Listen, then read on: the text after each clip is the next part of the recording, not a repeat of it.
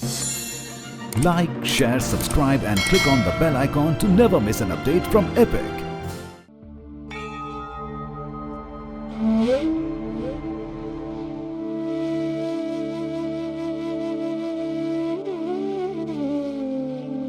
ये भूमि है सुर, राग, धर्म, संस्कृति, कला और दर्शन की। ये धरती है जगत पिता देवाधिदेव महादेव की। ये है महाकालेश्वर।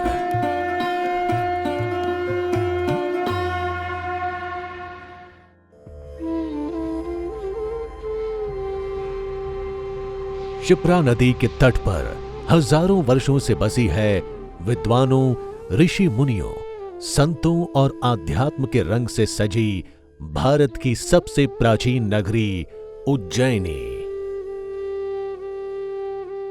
ऐतिहासिक दृष्टि से उज्जैनी का नाम वैदिक काल में अवंतिका रहा है, जिसका उल्लेख हिंदू ग्रंथों और उपनिषदों में भी मिलता है। महाभारत काल में विंध्य और अनुविंध्य का राज्य यहां रहा है। पुराणों में उज्जैनी को सभी तीर्थों से श्रेष्ठ और वहां घटित हुई पौराणिक घटनाओं का विस्तार पूर्वक रोचक वर्णन किया हुआ है। इतिहास कहता है कि यहां ईसा पूर्व 273 में सम्राट अशोक का भी साम्राज्य था, जिन्होंने उज्जैनी की उन्नति में अहम भूमिका निभाई। मौर्य साम्राज्य थोड़े समय बाद नष्ट हो गया। तब शुंग वंशीय अग्निमित्र ने उज्जैनी में शासन किया। काण्वों, आंध्रभृत्य, सातवाहन और क्षत्रप राजवंश का यहां राज रहा। महाकाल का वर्णन जो कालिदास ने किया है मेघदूत में, वो प्रथम शताब्दी ईसा पूर्व का माना जाता है, जो विक्रमादित्य के समकालीन है। लेकिन यह खुदाई और पुरावशेष से ऐसा पता चलता है कि गुप्त काल के अवशेष मिले हैं, प्रतिहार काल के मिले हैं, परमार काल के मिले हैं। उसके बाद ऐसा यहाँ जानकारी मिलती है कि अल्तुमिश ने मालवा पर हमला किया था और उसे नष्ट कर दिया था। पौराणिक वर्णन है कि गंधर्व सेन ने मालवा पर राज किया, जिन्हें बाद में शकों ने युद्ध में हराकर मालवा उनसे छीन लिया। पर अभी विक्रमादित्य का आना बाकी था। ईसवी सन के 57 वर्ष पूर्व प्रथम शताब्दी में विक्रमादित्य ने शकों को युद्ध में परास्त कर मालवा पर अपना साम्राज्य स्थापित किया और उज्जैनी को मालवा की राजधानी बनाया। इस नगर के इतिहास में समाया है महान सम्राट विक्रमादित्य की वीरता, यश और गौरव की गाथा। अलग अलग तरह की परंपराएं हैं। जैन परंपरा इनको गर्दभिल का पुत्र बताती हैं, तो और परंपरा जो है भविष्य पुराण और स्कंद पुराण में इनकी जो जानकारी मिलती है, उसमें ये महेंद्रादित्य के पुत्र के रूप में। तो अलग अलग तरह के परंपराओं की बात होती है। नौ रूप रत्नों से सजी थी वीर विक्रम की सभा, अब भी जगत में जगती है जगमगी जिनकी प्रभा। जाकर सुनो उज्जैन, मानो आज भी ये कह रही, मैं मिट गई पर कीर्ति मेरी तब मिटेगी जब मही। विक्रम कौन था, इस पर अलग अलग विचार सदियों तक बना रहा, पर आज ये निर्विवाद है। उनका जो समय है, राज्य करने का जो समय है, वो लगभग माना जाता है 135 वर्ष। इस दौरान शकों को जिस दिन उनने पराजित करके बाहर किया, तो उस निर्णायक जीत के उपलक्ष्य में विक्रम संवत का प्रवर्तन हुआ। विक्रमादित्य के शौर्य, उदारता, भक्ति और न्याय पर सारा जगत श्रद्धा से उसकी स्मृति में आज मस्तक झुकाता है। संवत के प्रवर्तक के नाते या कहें महापुरुष के नाते हमेशा विक्रमादित्य का नाम अमर कीर्ति में है। उन्हीं के शासनकाल में उज्जैनी स्वर्ग सी सुंदर और संपूर्ण रही है। आज 2079 संवत चल रहा है। मतलब यह है कि 2079 वर्ष पहले वो विक्रमादित्य हुआ है। मतलब ईस्वी पूर्व ईसा से 57 साल पहले ये विक्रमादित्य उज्जैन में राजा था। विक्रमादित्य ऐसा राजा था जिसने प्रथम बार जो शक राजा थे, उन शक राजाओं को पराजित किया, पराजित करके देश से बाहर कर दिया और उस उपलक्ष्य में यह विक्रम संवत चालू किए। मतलब यह है कि विक्रम संवत तत्कालीन शासकीय उपलब्धि का प्रतीक है आज भी। विक्रमादित्य के राज्य की राजधानी रही उज्जैनी विभिन्न सदियों में अपने विभिन्न नामों अवंतिका, उज्जैनी, विशाला, प्रतिकल्पा, कुमुदवती, स्वर्णश्रृंगा और अमरावती जैसे नामों से जानी जाती रही है। नामकरण का ये बड़ा उलझा हुआ सवाल है कि किस वक्त क्या नामकरण किसने रखा है, क्योंकि वो 20वीं सदी और 21वीं सदी और 22वीं सदी का समय नहीं था कि जब लोग जो काम करें उसके हिसाब से फिर वो अपना माइलस्टोन लगा के रखें, पत्थर लगा के रखें, साइन बोर्ड लगा के रखें, तो ऐसा कुछ था नहीं। तो वो परंपरा से वो चलता गया और होता गया। और इसीलिए अलग अलग प्रसंगों में, जैसे स्कंद पुराण में जिक्र उल्लेख मिलता है, पद्म पुराण में मिलता है, और भी जो पुराण हैं तो उसमें बहुत सारी जानकारी मिलती है। तो उस हिसाब से अलग अलग तरह के संबोधन हमको प्राप्त होते हैं। उनकी सबकी कथाएं भी हैं, लेकिन यदि आप समय पूछेंगे तो समय बताना बहुत मुश्किल है, और किसने उसका नामकरण संस्कार किया, शिलान्यास किया, ये तो संभव ही नहीं। भारतीय पुरातत्व विभाग द्वारा उज्जैनी के इतिहास की खोज समय समय पर निरंतर होती रही है। उत्खनन में यहाँ मिले अवशेष ये बताते हैं कि उज्जैनी धार्मिक दृष्टि से ही नहीं बल्कि पौराणिक दृष्टि से भी महत्वपूर्ण है। यहाँ पे भारतीय पुरातत्व सर्वेक्षण द्वारा 1957 में पुरातत्व उत्खनन किया था। तो उत्खनन गढ़कालिका क्षेत्र में किया था। तो यहाँ पर वो उत्खनन में ये पाया गया कि ये उज्जैन प्राचीन नगर है। इसके पूरे प्राचीन परकोटा पूरा इसका जो है लकड़ी का बनाया था। तो उसकी कार्बन डेटिंग भी कराई तो 2500 वर्ष पुरानी आई है। तो 2500 वर्ष उस समय चंद्र प्रद्योत का था। उस समय के पुरावशेष भी मिले हैं, मिट्टी के प्रतिभांड भी मिले हैं, और कई ऐसी चीजें मिली है जो उस समय की है। सदियों से उज्जैनी हिंदू, जैन और बौद्ध धर्म के लिए आध्यात्म और आस्था का केंद्र रहा है। उपलब्ध प्रमाण कहते हैं कि उज्जैनी की ऐतिहासिकता 600 ईसा पूर्व की है। उस समय भारत के 16 जनपदों में से एक अवंती उत्तर और दक्षिण 2 भागों में विभाजित था। जनपद के उत्तरी भाग की राजधानी उज्जैनी थी और दक्षिणी भाग की राजधानी महिष्मती। ये वही समय था जब चंड प्रद्योत तत्कालीन अवंती पर सिंहासनारूढ़ थे। कहते हैं प्रद्योत के वंशजों का उज्जैनी पर 3री शताब्दी तक प्रभुत्व रहा। ये पूरा देश जो है भारत 16 महाजनपद में विभाजित था। उसमें अवंती प्रदेश भी था। अवंती प्रदेश की राजधानी उज्जैन थी और इसके जो शासक थे चंद्र प्रद्योत थे। और यहाँ के जो गणराज्य था, जो राज्य था, वो चंद्र प्रद्योत ही चलाते थे। इस प्रकार से नाम हमें पुराणों में मिलते हैं, साहित्य में भी मिलते हैं, रामायण में मिलते हैं, महाभारत में, सभी जगह हमें उज्जैन का नाम मिलता है।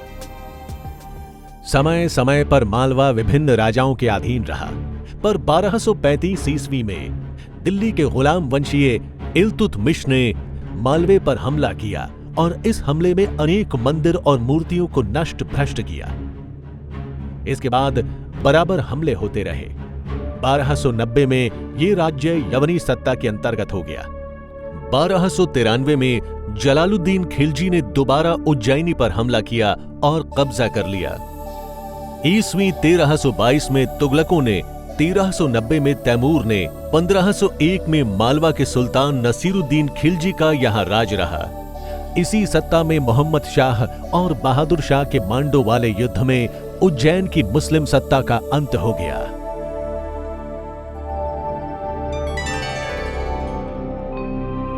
महाकाल मंदिर के ध्वंस का या उसके तोड़ने का या उसको नुकसान पहुंचाने का जो पहला बड़ा उल्लेख मिलता है वो इल्तुतमिश का मिलता है, जिन्होंने मंदिर को तोड़ने की कोशिश की, तोड़ा, शिवलिंग को, और विक्रमादित्य की जो सोने की मूर्ति वहाँ लगी हुई थी, तो इस तरह से कुछ वो मूर्ति शिल्प वहाँ से लेके गए और वो उसको क्षतिग्रस्त करके गए।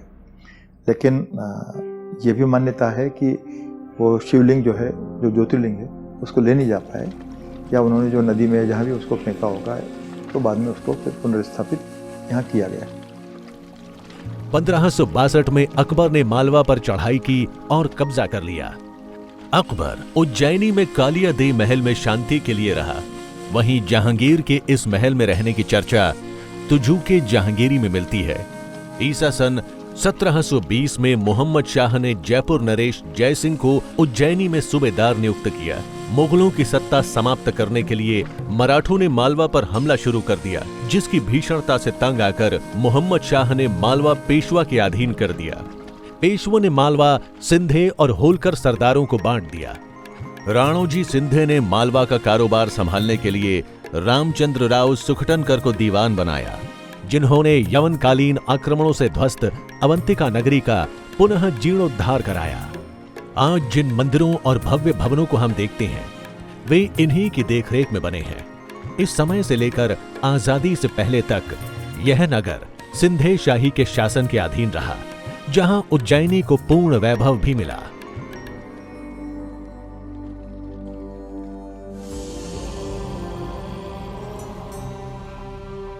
कपालिकों और अघोरियों का प्राचीन समय में केंद्र रहा उज्जैनी आज भी इसके वजूद को भुला या मिटा नहीं पाया है। शिप्रा नदी का तट आज भी दुर्गा अष्टमी और नवमी के दिन तंत्र पूजा और साधना से गूंजता है। खगोल, वेद, यंत्र और तंत्र के लिए इस शहर का विशेष महत्व रहा है। 12 ज्योतिर्लिंगों में से एक महाकालेश्वर जहां विराजमान है, वो पृथ्वी का नाभि स्थल यानी धरा का केंद्र है। शिव महापुराण के अनुसार भगवान शिव ने महाकाल का रूप दूषण नामक दैत्य का वध करने के लिए लिया था, जिसके वध के बाद भगवान शिव को कालों का काल महाकाल कहा जाने लगा। सभी 12 ज्योतिर्लिंगों में से महाकालेश्वर मंदिर उज्जैनी में पूरे साल भक्त बड़ी संख्या में महाकाल का दर्शन करने आते हैं।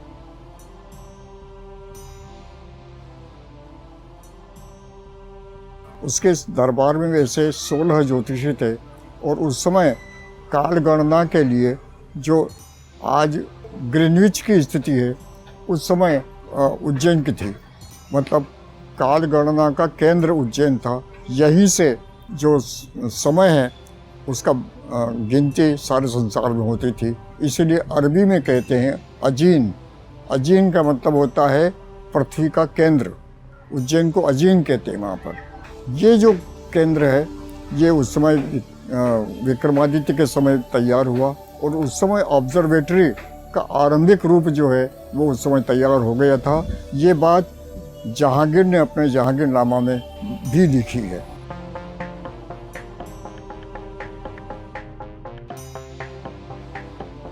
धरा के केंद्र में स्थित इस नगर में समय मापने, ग्रहण की भविष्यवाणी करने से लेकर किसी तारे की गति और स्थिति का पता लगाने और सुरमंडल में ग्रहों की चाल को जानने और समझने के लिए सवाई जयसिंह द्वारा भारत के लोगों को गणित एवं खगोलिकी के हार्ड कॉन्सेप्ट को समझाने के लिए खगोलिकीय वेधशाला का निर्माण कराया गया।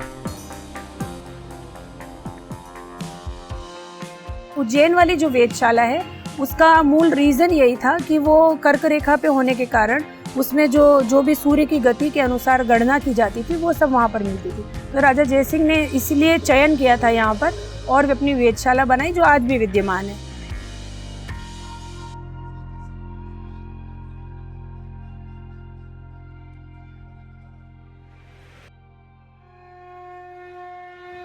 कहते हैं मंदिर का यही वो शिखर है जिसके ऊपर से गुजरती है कर्क रेखा और नीचे स्थापित है रौद्र रूप, कालों के काल, सृष्टि के रचयिता, समस्त जीवों के पालनहार, अलौकिक निराकार भगवान शिव, जो विराजित हैं 12 ज्योतिर्लिंगों में से एक विश्व प्रसिद्ध तीर्थ स्थल महाकालेश्वर में। त्रिकालदर्शी महादेव स्वरूप दक्षिणमुखी महाकाल लिंगम समय और मृत्यु के देव स्वयंभू से उत्पन्न शक्ति है। काल के 2 शब्द निकलते हैं। काल हम मृत्यु को भी बोलते हैं और काल हम समय को भी बोलते हैं। जो समय का देवता हो, जो मृत्यु का देवता हो, वो महाकाल है। इसलिए यह स्थान दक्षिणमुखी है।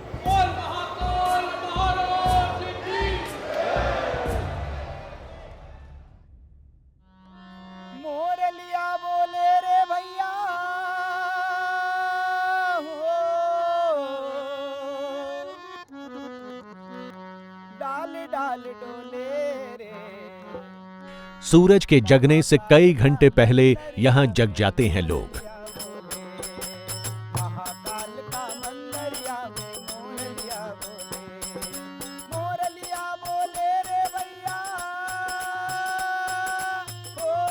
मंदिर प्रांगण में अपनी बारी का इंतजार करते ये श्रद्धालु बाबा के प्रथम दर्शन को आतुर हैं। ये वक्त है भस्म अभिषेक का।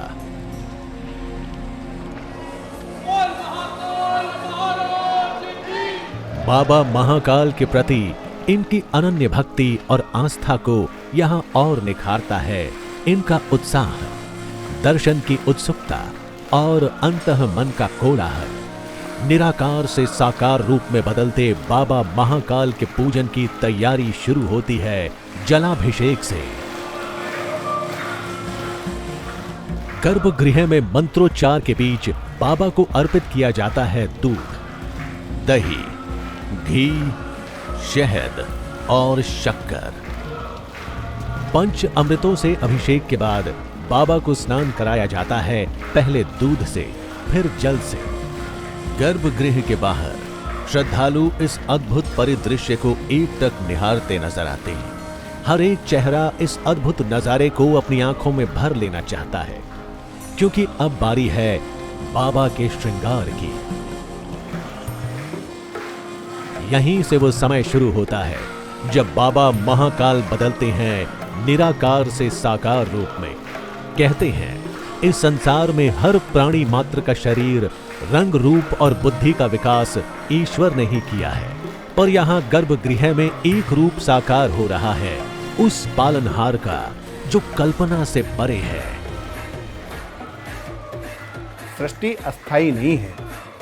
बाबा की जो भस्म आरती होती है, संदेश है हम सबके लिए कि ये चराचर जगत ये अस्थाई नहीं है।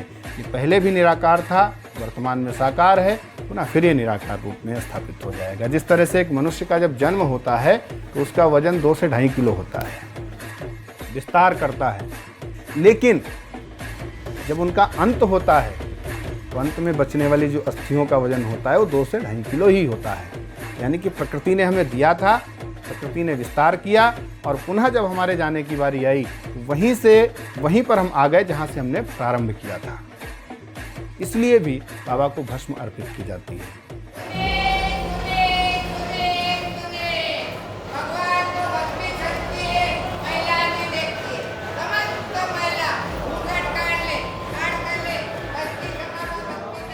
इस चराचर जगत में हर सजीव और प्राणी मात्र का अंतिम स्वरूप है राख, यानी भस्म, और उसी से जुड़ी है ये भस्म आरती, और ये भस्म जुड़ा है महाकाल से। ऐसी मान्यता है कि पहले ये राख आती थी शमशान से, लेकिन आज ये गोबर के कंडे, पीपल, पलाश, अमलतास और बेर की लकड़ी से तैयार की जाती है।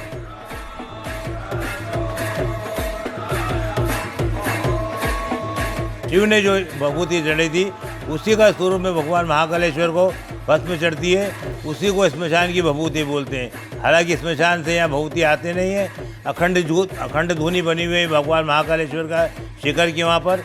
उसमें रोजाना 24 घंटे अग्नि प्रज्वलित है और उसमें जो कंडे डालते हैं वो जो राख उतरती है बनती है वो भगवान महाकालेश्वर को चढ़ाई जाती है।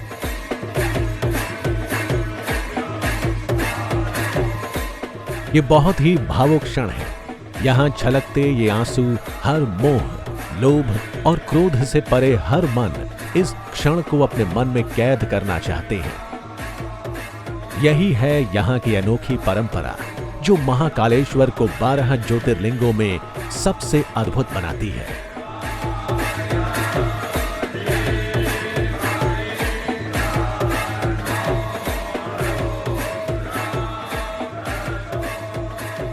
मैं हैदराबाद से आया हूँ।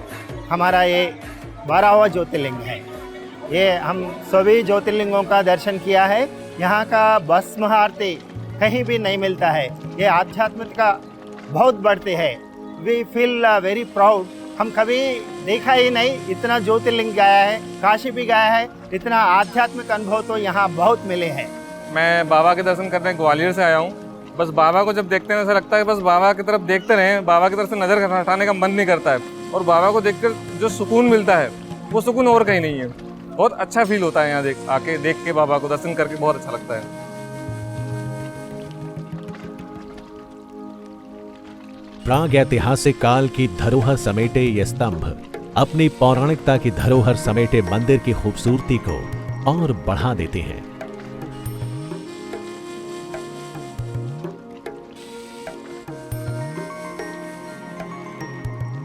महाकाल मंदिर के सबसे निचले, मध्य और ऊपरी हिस्सों में क्रमशः महाकालेश्वर ओंकारेश्वर और नागचंद्रेश्वर के लिंग स्थापित हैं। संकर्षणा फ्रॉम हैदराबाद। जब उज्जैन आई बहुत अच्छा लगा, द क्लीनलीनेस और टेम्पल में भस्म आरती और अभिषेकम, everything and the temple architecture. मुख्य मंदिर के दक्षिणी हिस्से में सिंधिया शासन के दौरान बनाए गए कई छोटे शैव मंदिर हैं, जिनमें वृद्ध महाकालेश्वर, अनादि कल्पेश्वर और सप्तऋषि के मंदिर प्रमुख हैं और वास्तुकला के बेहतरीन नमूने हैं। I am from Raipur, Chhattisgarh. So this is the third time I am coming here. Reason यहाँ तीसरी बार आने का ये है कि मैं हर एक बार विश मांग के जाती हूँ महाकाल से एंड मेरी हर एक विश पूरी होती है। इस बार भी मैं एक विश लेके आई हूँ यहाँ पे और मैं चाहती हूँ कि महाकाल ये जल्द से जल्द पूरी करे और मैं दोबारा जिनके लिए विश मांगी उनके साथ यहाँ पे आऊँ। मध्य प्रदेश के बीचों बीच स्थित धार्मिक और पौराणिक रूप से दुनिया भर में प्रसिद्ध उज्जैनी को मंदिरों का शहर भी कहते हैं। तो महाकाल मतलब समय का राजा। अकाल मृत्यु वो मरे जो कर्म करे चंडाल का, पर काल उसका क्या करे जो भक्त हो महाकाल का। तो मेरा कहना ये है कि महाकाल के भक्त रहो, समय की चिंता मत करो क्योंकि समय उनका दिया हुआ है, हमें बस अपना जीवन व्यतीत करना है अच्छे से। बाबा आपकी पूजा हर तरीके से स्वीकार करेंगे। मैं सिर्फ नॉर्मल सा भक्त हूँ बाबा का। मैं सिर्फ इतना चाहूँगा कि बाबा की पूजा आप मन से करें, दिखावे से ना करें। बस इतना ही कहना चाहूँगा। जय श्री महाकाल। उज्जैन यानी उज्जैनी यानी आदिकाल से देश की सांस्कृतिक राजधानी। महाकाल की नगरी भगवान श्री कृष्ण, बलदाऊ और कृष्ण सुदामा की शिक्षा स्थली रही और यहीं प्रगाढ़ हुई कृष्ण सुदामा की मित्रता। श्री कृष्ण जो है यहाँ पर आए, बलराम यहाँ आए, सुदामा थे, कुछ और लोग भी थे। तो उन्होंने यहाँ पर, जैसा कि मान्यता है, बताया जाता है कि भगवान श्री कृष्ण ने यहाँ से केवल 64 दिन में 14 विद्या और 64 कलाओं को सीख के गए हैं। कवि कुलगुरु कालिदास, आयुर्वेद के सर्वोपरि आचार्य धन्वंतरी और बाण जैसे विभिन्न क्षेत्रों के विद्वान का भी महाकाल की नगरी उज्जैनी से नाता रहा है। विश्व प्रसिद्ध नाटककार और महाकवि कालिदास ने अपने जीवन के 50 साल यहीं व्यतीत किए। इस दौरान उन्होंने कालजयी रचनाओं में से एक मेघदूत में उज्जैनी की सुंदर वर्णन करते हुए कहा कि जब स्वर्गीय जीवों को अपने पुण्य क्षीण होने की स्थिति में पृथ्वी पर आना पड़ा, तब उन्होंने विचार किया कि हम अपने साथ स्वर्ग का एक टुकड़ा ले चलें, और वही स्वर्ग खंड उज्जैनी है।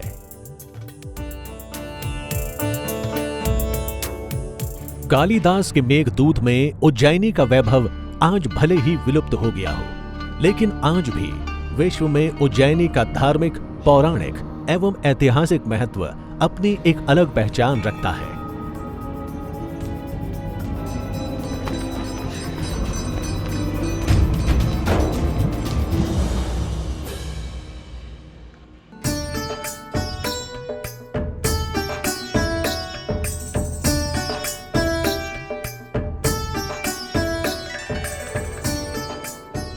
भगवान शिव की आस्था से जुड़ा ये शहर जाना जाता है एक और उपलब्धि के लिए, वो है यहाँ का खान पान। एक पूरी सब्जी होती है, एक मक्खन बड़ा होता है, जैसे और शहरों में बालूशाही बोलते हैं उसको, लेकिन हम लोग मक्खन बड़ा बोलते हैं। मक्खन बड़ा मीन्स जैसे मक्खन होता है मुंह में हम डालते हैं वो खुल जाता है। जैसे मक्खन बड़ा आपने खाया, बिना दांत लगाए खा लो। गुलाब जामुन हमारे हैं, गुलाब की पंखड़ी से बिखर जाते हैं, मुँह में डालोगे गुलाब जामुन बिखर जाएंगे आपके। मूँग की दाल का हलवा है। मौसम चाहे कोई भी हो, बाजार में रौनक बढ़ती है गली मोहल्ले में सजी इन्हीं दुकानों से।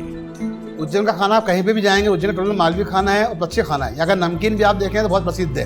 पोहा जलेबी यहाँ का खास है। मतलब सबसे पहले नाश्ते में अगर सबसे पहले व्यक्ति को सुबह क्या चाहिए तो पोहा जलेबी, उसके बाद समय नमकीन तो चलता ही है, ताकि शाम समय कचौरी जो भी है दिन भर चलता रहता है।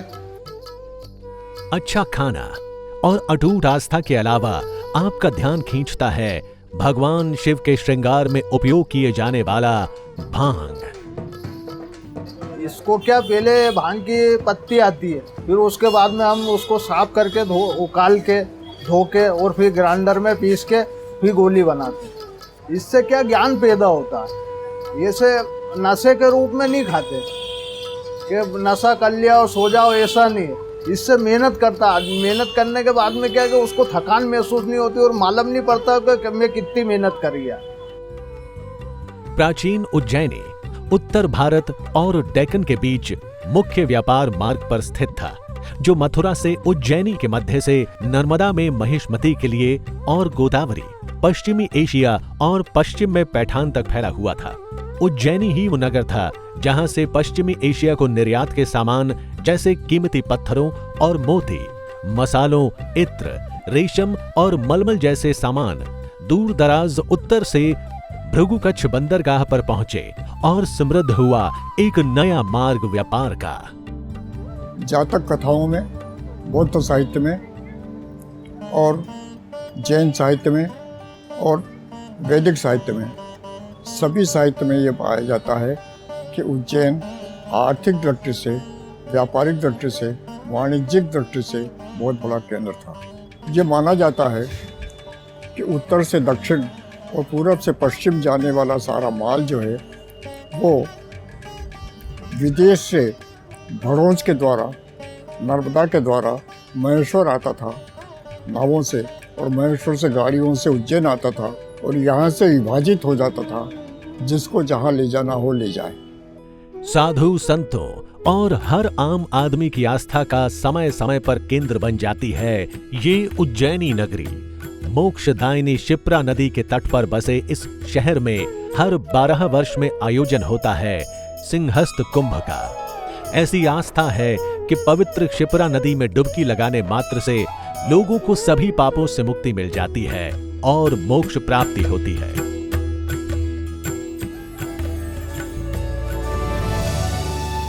जहां शिव हैं, वहां शक्ति का भी वास है। 84 सिद्ध पीठों में से एक ये है उज्जैनी का हर सिद्धि माता मंदिर।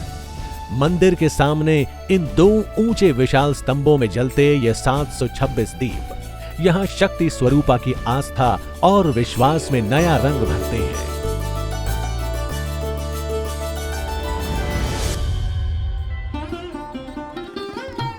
आज महाकाल की नगरी उज्जैनी को एक नया वैभव मिला है, जहां तीनों लोकों की अधिष्ठाता, पृथ्वी लोक के अधिपति बाबा महाकाल की इस नगरी में उनकी उपस्थिति को प्रबल करता श्री महाकाल महालोक शिव की अलौकिक शक्ति का बखान कर रहा है। 856 करोड़ की लागत से 47 हेक्टेयर क्षेत्र में श्री महाकाल महालोक के पहले चरण का निर्माण कार्य पूरा हो चुका है। इस विशाल प्रांगण में कमल कुंड की शोभा बढ़ाते देवाधिदेव महादेव हों या गुरु के ज्ञान को जीवंत करता सप्तऋषि मंडल, श्री महाकाल महालोक शिव श्रद्धालुओं को आस्था के नए रंग में सराबोर कर रहा है। अत्याधुनिक सुविधाओं के साथ साथ यहाँ महाकाल के दर्शन को आए श्रद्धालुओं के लिए पार्किंग और बैठने की व्यवस्था की गई है।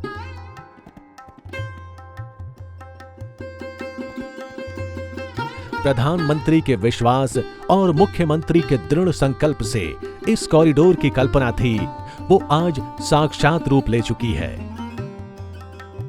जब माननीय प्रधानमंत्री ने वैदिक मंत्रोच्चार के बीच इस लोक का लोकार्पण किया और आरंभ हुआ आध्यात्म और आस्था के एक नए युग का, श्री महाकाल महालोक मध्य प्रदेश और भारत के सांस्कृतिक धरोहर की गौरवमय गाथा का बखान कर रहा है।